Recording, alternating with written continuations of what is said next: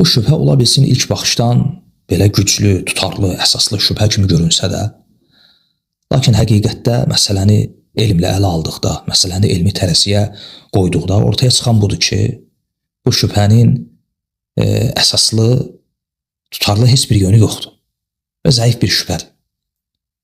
Çünki ilk növbədə bilmək lazımdır ki, fərqi yoxdur, istər xavarizlər olsun, istərsə də digər firqələr, ümumiyyətlə bidət əhlinin tək bir əlaməti olmur. Hətta deyəsən ki, bu kimdəsə varsa, o xavarizdir və ya cəhmidir və ya rafizidir və bu əlamət kimdə yoxdursa, deməli o, məsələ rafizi deyil, o xavariz deyil. Yox, məsələ belə deyil. Ümumiyyətlə, bidət əhlinin birdən çox əlaməti var. Bəzi hallarda ümumiyyətlə onlarla əlaməti olub. Və bu barədə, firqələr barədə, təriqətlər barədə yazılmış kitablara, tarixi kitablara müraciət eləməyə kifayət eləyir. Məsələn, Bağdadinin Əl-Farq Beynəl-Firaq, o Şəhristaninin Əl-Milal və Nihal, İbn Həzmin kitabı var bu barədə, Əbul-Həsənin Məqalat-ül İslamiyyin və digər kitablar. Bu kitablara müraciət olunduqda, yəni bu dediyimin şahidi olarsınız. Bəzi hallarda hətta bidət əhlinin onlarla vəsfi əlaməti var.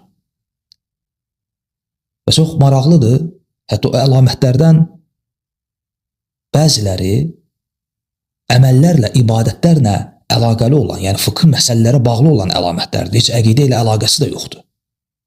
Yəni hansısa əməllə, hansısa ibadətlə tanımaq olur ki, məsələn, kimdir? Hətta bəzi hallarda geyim, keçim hansısa bir firqənin, təriqətin əlaməti olur. Yəni bu geyimlə bilirsən ki, filan kəs hansısa firqənin və ya təriqətin mənsublarındandır. Yəni məsələn, adi misal götürək, elə öz yaşadığımız bölgədən, məsələn, siğə məsələsi. Siğə məsələsi məlumdur ki, rafizlərin əlamətlərindəndir. Yəni bir adamın rafizi olduğunu və şey olduğunu bilmək üçün onun dilindən sahabənin söyüldüyünü eşitmək buna yəni ehtiyac yoxdur. Məsələn, biz eşitsək ki, filan kəs deyir ki, siğə halaldır, artıq bilirik ki, o şiyədir. Halbuki bu əqidə məsələsi deyil, fıqh məsələdir. Və məsələn, görsək ki, kimsə möhürlə namaz qılır, bilirik ki, bu şiyədir. Baxmayaraq ki, bu əlamət heç əqidə ilə əlaqəli bir əlamət deyil, fıqh bir məsələdir. Və bu kimi, yəni onlarla misal vermək olar. O cümlədən də xavarizlər. Yəni xavarizlərin demək istədiyim budur ki, tək əlaməti onların böyük günah sahiblərini kafir görmələri deyil. Bu vəsfdən, əlamətdən qabaq, bu vəsfdən sonra da xavarizlərin nə qədər vəsfləri var, bəlkə də onlarla. Və həmçinin yeri gəlmişkən onu da qeyd edim ki, bu əlamətlərdən bəziləri nisbə əlamətlərdir. Yəni zamana görə, məkana görə dəyişə bilir. Və bu əlamətlərdən elələri var ki, o əlamətlər sabit əlamətlərdir. Demək olar ki, hər dönəmdə, hər dövrdə yaşayan xavarizlərin əsas əlamətləri olub. Yəni xavarizlərdə görünən bariz əlamət bu olub. Məsələn, o əlamətlərdən birisi nədir? Xavarizlərin daima təkfir məsələsi ilə gündəmə gəlməsi. Bu daima xavarizlərin əsas əlaməti olub. Biz demirik ki, İslamda təkfir yoxdur. Yox, İslamda təkfir var. Lakin bunu şüar etmək, bunu dinin əsasına çevirmək, bunun üzərində din, əqidə və dəvət qurmaq, bu xavarizlik yaranan gündən ta bu günəcən və qiyamət günəcən də belə gedəcək xavarizlərin əsas əlamətlərindən olub. Ona görə onlara nə deyilib? Təkfirçi. Yəni buna həris olan dinlərini, əqidələrini, öz dəvətlərini bunun üzərində quranlar, təkfir üzərində quranlar. Yəni bunlar təkfiri nə ediblər? Təkfiri elə bil ki, din ediblər. Dinin əsası ediblər. Dinin amalı, dinin qayəsi ediblər. Məsələn, bu xavarizlərin demək olar ki, sabit əlamətlərindəndir təkfirçilik. Məgər indi sual verirəm, bu əlamət bugün özlərini xavaric saymayan, lakin həqiqətdə xarici olan bu dəstələrdə yoxdur. Hamısında var, özdə lap ən əlasından. Məsələn, bu əlamətlərdən birisidir. Bu əlamət ilə xavarizləri tanımaq olur. Yəni, şərt deyil ki, böyük günah sahibini kafir görsün və ya görməsin. Həmçinin xavarizlərin əlamətlərindən onların daima alimsiz olmaları. Daima. bütün əsrlər boyunca, tarix boyunca bu xavarislərin əlaməti olub. Və necə ki elə onlar sahabə dönəmində ortaya çıxanda onların zamanında alimlər kim idilər? Ümmətin alimləri sahabələr, Əli kimi sahabələr idi. Və onlar o sahabələr tərkləmişdilər. Və qalmışdılar alimsiz və özləri kimi cahillərə tabi olmuşdular. Və bu gün də onların halı belədir. Və tarix boyunca da belə olub. Və bu vəsf, bu xavarisləri digər firqələrdən, nəinki əhl-i sünnədən, hətta digər firqələrdən ayıran əsas əlamətlərdən birisidir. Yəni necə? Yəni biz məsələn İslam tarixinə nəzər yetirsək görərik ki, demək olar elə bir firqə yoxdur ki, rafislərdən tut, cəhmilərdən tut, mu'təzilədən tut, elə bir bidət firqəsi yoxdur ki, onların hər dönəmdə, hər əsrdə onlarla, hətta bəzi halda yüzlərlə alimləri olmasın. Yəni tutunduqları, izlədikləri, tabi olduqları alimləri olub, bidət əhlinin. Və indi də belədir. Bu haldan, bu vəziyyətdən istisna olan yalnız xavarislərdir. Onlar daima alimsiz olublar. Ona görə də özləri kimi cahilləri özlərinə başçı bilib, onlara tabi olublar. Və bu gün də belədir. Və tarix boyunca da belə olub. Baxın, siz mənə ümumiyyətlə tarix boyunca hansısa bir əsrdə yaşamış bir 4 dənə, 5 dənə xavaris alimi gətirib göstərin görün. Öz elmi ilə, elmi əsərləri ilə tarixdə iz qoymuş. Yoxdur belə bir şey. Niyə? Çünki əslində bu məzhəb, bu cərəyan siyasi bir cərəyandır. Təkfir üzərində, xuruc üzərində qurulmuş. Yəni bu elmi bir cərəyan, elmi bir məktəb, elmi bir məzhəb, elmi bir mədrəsə deyil. Hətta bu mədrəsə batil də olsa öz ocağında məsələn elm əhli yetişdirsin. Xeyr. Yəni qıraqdan izləyən, onları tanıyan, bilən, hər kəs bilir ki, bu dediyim əlamətlərin hamısı onlarda var. Ona görə onlardan kimsə böyük günah sahibini kafir görəcək ya görməyəcək, bu əlamət onlarda var ya yoxdur, bu nə isə dəyişmir. Aydındır? Çünki xavarizlərin bir əlaməti yoxdur. Bu məsələnin bir tərəfi. Məsələnin o biri tərəfi, bu əslində şübhə nəinki elmdən yoxsun, yəni uzaq bir şübhədir, həmçinin biraz da gülməli və qəribə bir şübhədir. Nə üçün? Ona görə qəribədir ki, bunlar deyirlər ki, xavarizlərin əlaməti odur ki, böyük günah sahiblərini kafir saymaları, biz isə böyük günah sahiblərini kafir saymırıq. Ona görə bu dəlildir ki, biz xavariz deyilik. Subhanallah. Yəni, siz nəinki böyük günah sahiblərini təkfir eləmək, bunu qoy kənara. Siz möminləri, müsəlmanları, yəni böyük günah sahiblərini qoy kənara, təqva əhlini təkfir edirsiniz. Ümmətin alimlərini kafir sayırsınız. Tağutun köləsi, tağutun nökəri və cürbəcür ləqəblər verib təkfir eləmsiz. Şeyx Albani kimi, İbn Bəz kimi, İbn Useymin kimi və digər ümmətin alimlərini hamısını kafir sayırsınız. Bunun müqabilində siz hansısa zinakarı, şərab içəni, böyük günah sahibini, yalan danışanı, qeybət edəni kafir görsəz nə dəyişəcək? Kafir görməsəz nə dəyişəcək? Siz yəni nəinki oruz tutmayan, namaz qılmayan, hansısa bir zina edəni, şərab içəni təkfir etmək və ya etməmək. Siz namaz qılanları bugün müsəlman ölkələrində, məscidlərdə, imamların arxasında namaz qılanları təkfir edirsiniz. Siz öz fikrinizdə olmayan, sizin əqidəvizi daşımayan hər kəsi təkfir edən cəmaatdarsınız. Bunun müqabilində siz hansısa bir zinakarı, böyük günah sahibini təkfir etsəz nə dəyişəcək? Etməsəz nə dəyişəcək? Və qəribəsi burasındadır ki, hətta öz içinizdə bir-birlərinizi təkfir edən cəmaatdarsınız. Ona görə bu şübhə həm də bu yönü ilə qəribədir. Və ümid edirəm ki, bu dediyim, verdiyim cavab, bu şübhənin cavabı olaraq da hətta artıqlaması ilə kifayət edir. Və dua edirəm ki, Allah s.ə.v. eşitib, fayda götürən qullarından etsin bizləri və millətimizi, cəmaatımızı bu cəhənnəm dəvətçilərindən qorusun. Amin. Barakallahu fikum və sallallahu ala Muhammed və ala alihi. Son bir soru. Esselamu Aleyküm. Bir kişi şirkten beri olduğunu söylüyor. Cehaletin mazeret olmadığına inanıyor. Ama cehalet mazerettir diyen kimseler hakkında ben bunlara bir şey diyemem diyor. Bunun hükmü nedir? Genel özet olarak bu şahıs bizim kafir dediğimiz insanlara kafir demiyorsa biz buna da kafir deriz. Sonralardan Maturidi akidesi gelmiş. Allah Azze ve Celle arşa istiva değil de istila etmiştir. Allah nerededir? Her yerdedir. Tuhaf tuhaf manalar veren kafirler olmuştur. Sonra biz Mu'tezile'yi ve Eş'arileri tekfir ettiğimizde hoplayıp zıplıyor o müşrikler.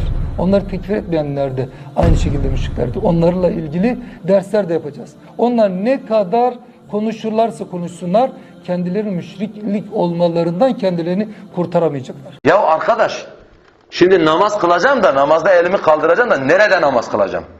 Öyle mi? Aman aman cemaatle namaz kılın. Cemaatle namaz kılmak vacip. Tamam, bunlar hepsi doğrudur. Yani bunlarda bir yanlışlık yoktur. Bunlar Resulullah Aleyhisselatü Vesselam'ın uygulamasıdır. İyi de benim arkasında namaz kılacağım Müslüman bir imam yok ki. Türkiye gibi darul küfür beldelerde, ülkelerde yalnızca cuma namazı değil, hiçbir namaz onların şirk ve küfür cemaatleriyle birlikte asla ve asla namaz kılınmaz. Bu sebeple bütün Müslimlere ve aklı başında olan dinini, ahiretini ve Rabbini razı etmeyi dert edinmiş her bir bireye, her ferde şunu özellikle Allah için nasihat ediyoruz ki kafir belamların, cami imamlarının arkasında ve onların küfür cemaatlerinin içinde onlarla birlikte ibadet etmeyin, ibadet paylaşmayın ve namaza durmayın. Zira Kabe imamları Müslüman mı? Umre'ye gidince arkalarında namaz kılınır mı? Kabe imamları Müslüman değiller. Yani Melik Abdullah'ı, Kral Abdullah'ı övmeyen, Müslüman demeyen kimseyi oraya imam yapmıyorlar.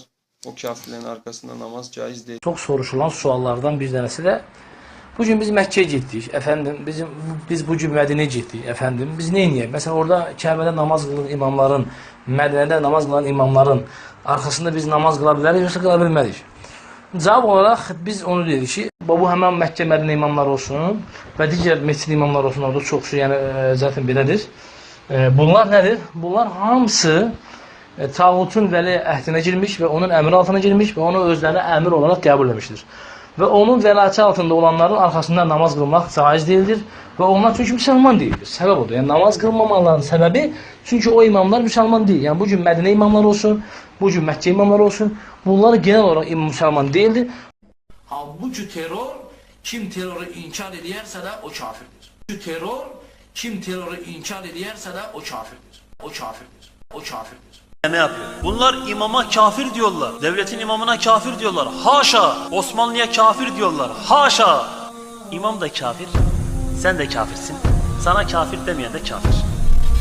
Bu kadar basit. Ebu Katade'ye soruluyor. Elbani mürciye midir? Cevap olarak ne beklersiniz? Yani muvahhid bir alim Elbani'nin mürciyeliğinden önce Elbani'nin İslam'ının konuşulması lazım demesi lazım. Yani bu adam Müslüman değil. Elbani'nin mürciyeliğinden önce Elbani'nin İslam'ının konuşulması lazım demesi lazım. Yani bu adam Müslüman değildir demesi lazım. Hocam Suud alimlerine karşı tutumunuzu biliyoruz. Aynen Amerikan karşıtıyız. İbn Hüseyin hakkında ne düşünüyorsunuz? Çok ilimli biridir. Gerçekten ilimli biridir. Tevhid kitabını okudum aynen. Çok güzel bir kitaptır. Bayağı faydalı. Son tevhid videosunda da ondan nakiller verdiniz. Doğru. Yiğidi öldür hakkını yeme. Şimdi Allah Azze ve Celle tağutu reddetmeyene Müslüman demiyor, doğru mu? Bakara 256'da tağutu reddedene Allah'ın ipine sarıldığını söylüyor. Bakara 257'de de وَالَّذ۪ينَ كَفَرُوا اَوْلِيَاهُمُ tağut diyor. Yani kafirler tağutun dostudur, tağutu reddetmezler diyor. Ulaike ashabunnar hum fiha halidun. Onlar cehennem ehlidir, orada ebedi kalacaktır diyor. O yüzden tağutu reddetmeyen kafirdir. İbn Hüseyin Suud kralına, tağut Suud kralına veliyül emir diyor. Emirül müminin diyor. İbn Hüseyin daha tağutu reddetmemiş. Daha tevhid ehli değil yani. Ama ilmi var mı? Var. Alim mi? Alim. Adamın hakkını yiyemeyiz. Aleyküm demiş. Ve aleyküm selam. İbn Hüseyin, Elbani, Abdülaziz bin Baz akideleri hakkında görüşleriniz nelerdir demiş arkadaşım biri. Biz bunları tekfir ediyoruz. Bunları tekfir etmeyeni de tekfir ediyoruz. Şirk koşan bir avama rahat bir şekilde müşrik diyorsunuz ama şirk koşan bir alime müşrik diyemiyorsunuz, tekfir edemiyorsunuz. Şefaati Allah'tan başkasından isteyen insana rahat bir şekilde tekfir ediyorsunuz. Onun tekfirinde silsile gidiyorsunuz. Ama bunları söyleyen bir alime, eski dönemlerde yaşayan bir alim olsun, buna gelince burada duraksıyorsunuz, ona Müslüman diyorsunuz. Eşarileri, Maturidileri günümüzde tekfir ediyorsunuz ama onların eski alimlerine Müslüman diyorsunuz. Bu nasıl bir akide biz de anlamıyoruz. Yani biz de bundan dolayı size diyoruz ki sizler kafirsiniz, yani sizler ne yaşadığınızı bilmeyen insanlar. Selamünaleyküm hocam. İmam Tabarani Peygamber sallallahu aleyhi ve sellemin kabrinden yardım dilenebilir. Böyle bir görüşü var mıdır? Açıklar mısınız? Bir de İmam Ahmed'in müsnedinde Hasan radıyallahu anh'ın Peygamberimiz sallallahu aleyhi ve sellem'den yardım dilemiş. Allah tağutların sizin ve bütün Müslümanlar için kurduğu tuzakları başlarına geçirsin. Kardeş tam olaraktan söylememiş, ben söyleyeyim. İşte bir tane bedevi Peygamber aleyhissalatü vesselamın kabrine gelmiş. Peygamberimizin kabrine kapanmış. Demiş ki ey Allah'ın Resulü, Allah diyor ki onlar nefislerine zulmettiklerinde sana gelselerdi ve senden istiğfar talebinde bulunsalardı, sen de onlar için Allah'tan mağfiret dileseydin Allah onları bağışlardı. Ben de nefsime zulmettim, sana geldim senden istiğfar talebinde buluyorum diye. İşte birileri rüyasında görmüş ki Allah bu adamı affetti veya adam bir ses işitmiş gayipten ki senin günahların affolundu diye. Şimdi bu kıssa mesela bu bir kıssa. Yani kardeşimizin zikrettiği kaynakta geçiyor. İşte İbn Kesir bunu tefsirine almış. İmam Kurtubi veyahut da bunu tefsirine almış. Kardeşlerim, şirk içerikli rivayetleri kim kitabına alırsa alsın fark etmez. Bizim için o batıldır. Şirk akidesini savunan kim olursa olsun kardeşlerim müşriktir. İnsanları şirke davet eden, şirki meşrulaştıran veya şirke dair insanlara delilleri zikreden insan kim olursa olsun müşriktir. Başının üzerinde önünde imam yazması veyahut da geçmiş dönemlerde yaşaması veyahut da bir takım kitaplar yazması kişinin şirke girmesine engel değildir. Akidemizde samimi isek eğer, yani ikiyüzlülük yapmıyorsak eğer, şirki savunan ve insanları şirke davet eden insanların da müşrik olduğuna, hatta şirki meşrulaştırıyorsa tağut olduğuna itikad etmemiz gerekir. Ben kendi adıma söylüyorum, ben zaten böyle itikad ediyorum. Şirk koşan bir avama rahat bir şekilde müşrik diyorsunuz ama şirk koşan bir alime müşrik diyemiyorsunuz, tekfir edemiyorsunuz. Şirke dair insanlara delilleri zikreden insan kim olursa olsun müşriktir. Şefaati Allah'tan başkasından isteyen insana rahat bir şekilde tekfir ediyorsunuz. Onun tekfirinde silsile gidiyorsunuz. Ama bunları söyleyen bir alime, eski dönemlerde yaşayan bir alim olsun, buna gelince burada duraksıyorsunuz, ona Müslüman diyorsunuz. İnsanları şirke davet eden insanların da müşrik olduğuna, hatta şirki meşrulaştırıyorsa tağut olduğuna itikad etmemiz gerekir. Ben kendi adıma söylüyorum, ben zaten böyle itikad ediyorum. Yani şirki insanlara meşrulaştıran insan kim olursa olsun, ister tarihte, ister günümüzde yaşasın fark etmez. Onlar hakkındaki bizim düşüncemiz bu şekilde.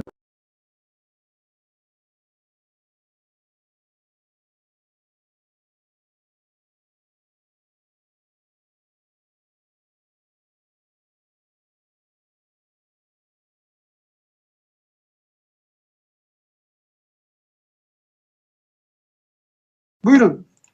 O İbn Teymiye'yi bağlar, beni bağlamaz. Şeyhülislam'ınız. Yo, benim Şeyhülislam'ım falan değil. Ağzımdan İbn Teymiye çıkmadı benim. O onu bağlar, beni bağlamaz. Tamam. Tahavi müşrik mi? İmam Tahavi müşrik mi? Evet, bana göre Maturidi akidesinde olanlar ne İmam Maturidi'yi temsil eder ne İmam Eşari'yi temsil eder. Maturidi akidesinde, Eşari akidesinde olanlar normal müşriktir benim için. İmam Tahavi de müşrik ettiniz. Evet. Bir sorum var. Ama ben bu soruyu belli bir grup adına soracağım aslında ama bu bu sorunun yayınlanmaması ihtimaline karşılık ses kaydı almak mümkün olur mu yani? Yaklaşık 15-20 kişilik bir grubuz orada. Yani küçük bir grup. Başımızda bir ilim talebesi yok hocam. Bunu özellikle belirtiyorum. Haftanın 3 günü sizin daha önce çekilmiş olan videolarınızdan işte akaid, fıkıh, Esma-i Hüsna, davet fıkhı gibi derslerinizi izleyip sonra soru cevap yaparaktan dinimizi öğrenmeye, yaşamaya ve çevremizdekileri anlatmaya çalışıyoruz. Çalışma gayret. Bugünlerde bize bir fitne isabet etti. Yani bu küçük bir grup olmamıza rağmen şöyle bir şey oldu. Müslüman olduğunu bildiğimiz, bunu da özellikle altını çizerek söylüyorum. Müslüman olduğunu bildiğimiz bazı kişiler bize gelip sizin yıllar önce yayınlanan bu, yani belki canınızı sıkacak ama yani Veciz 47 ve 48 derslerinizle ilgili bir delil göstererek dediler ki işte Halis Hoca Darül Küfür'de muhakemeye cevaz veriyor dediler.